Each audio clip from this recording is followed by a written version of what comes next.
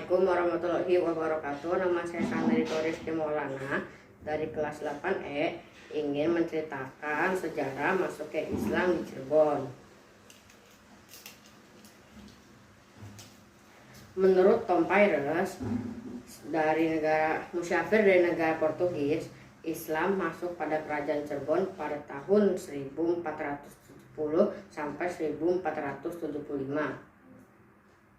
Pada tahun 1420 Masehi, datang serombongan pedagang dari Baghdad yang dipimpin oleh Syekh Idlofi Mahdi. Ia tinggal di dalam perkampungan Muara Jati dengan alasan untuk mempelancar barang dagangannya. Syekh Idlofi Mahdi memulai kegiatannya selain berdagang, dia juga berdakwah dan mengajak temannya serta penduduk untuk mengenal serta memahami ajaran Islam. Pusat penyebarannya berada di Gunung Jati. Syekh Idlofi Mahdi menyebarkan agama Islam dengan cara bijaksana dan penuh hikmah. Sebelum masuknya Islam di Pulau Jawa pada umumnya dan kerajaan Cirebon khususnya, masyarakat dipengaruhi sistem kasta. Pada ajaran agama Hindu, kehidupan masyarakat jadi bertingkat-tingkat dan pergaulan di antara mereka dibatasi. Setelah ajaran Islam disebarkan oleh Syekh Idlofi Mahdi, susunan masyarakat berdasarkan kasta ini mulai terkikis dan mulailah kehidupan masyarakat tanpa adanya perbedaan kasta. Kemudian pada abad 15, yaitu pada tahun 1470, masuknya Islam di Cirebon juga disebarkan oleh Sunan Gunung Jati atau yang kita kenal sebagai Syarif Hidayatullah.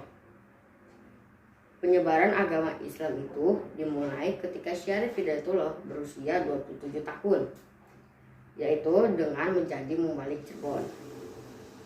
Di tahun 1479, Syarif Hidayatullah menikah dengan Nyi Ratu Pangkuwati, anak dari Cakrabuana. Setelah Pangeran Cakrabuana wafat, pengganti sebagai penguasa Cirebon diberikan pada Syarif Hidayatullah. Pada tahun pengangkatannya, Syarif Hidayatullah mengembangkan daerah penyebarannya di wilayah Pajajaran. Syarif Hidayatullah kemudian melanjutkan perjalanannya menuju ke Serang, yang sebagian rakyatnya sudah mendengar tentang Islam dari pedagang-pedagang dari Arab dan Gujarat yang berlabuh di pelabuhan Banten. Kemudian Syarif Hidayatullah bersahabat dengan Raden Patah. Setelah mengenal Syarif Hidayatullah, Raden Patah bersama-sama para mubalik yang sudah bergerak sunan menetapkan Syarif Hidayatullah sebagai Panatagama Rasul di tanah Pasundan. Panatagama Rasul artinya orang yang ditetapkan sebagai pemimpin penyiaran agama Nabi Muhammad di tanah Jawa. Kemudian atas kesepakatan para sunan, Syarif Hidayatullah diberi gelar Sunan Gunung Jati dan menjadi sunan paling terakhir, yaitu Sunan ke-9. Pada tahun 1498, para wali songo yang diprakasai oleh Sunan Gunung Jati membangun Masjid Agung Cirebon. Pembangunannya dipimpin oleh Sunan Kalijaga dengan seorang arsitek Raden Sepat dari Majapahit bersama 200 orang pembantu dari Demak.